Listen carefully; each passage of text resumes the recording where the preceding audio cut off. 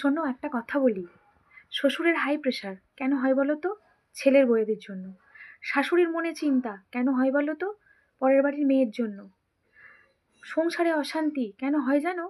শুধু পরের বাড়ির মেয়ের জন্য। হোঁচট লেগে যাক, গলায় আটকে যাক, মানে যা কিছু হবে সব এই পরের বাড়ির মেয়েটার জন্য। যেদিন থেকে ওই পরের বাড়ির মেয়েটা এই শাশুড়ির ঘরে এসেছিল, সেদিন থেকে একা খাবো একা পড়বো বলে সে ঠিক করেই নিয়েছে। শাশুড়ির ভাতটা কেড়ে খায়, শ্বশুরের ভাতটা কেড়ে খায়। সেই জন্যই না, এই বউগুলোর দোষের জন্যই শাশুড়ি শ্বশুরের মনে এত চিন্তা, এত প্রেশার। হ্যাঁ গো, বিশ্বাস করো, এইরকমই হচ্ছে।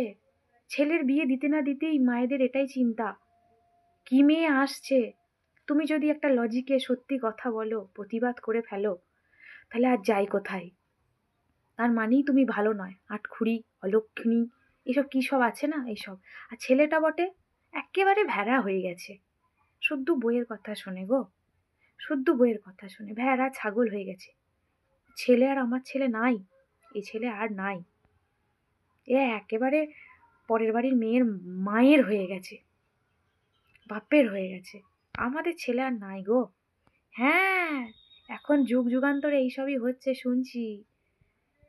ছ্যা ছ্যা ছ্যা ছ্যা, কি মেয়ে এসেছে, ছ্যা। এইসব বলছে জানো, কি আর করবে।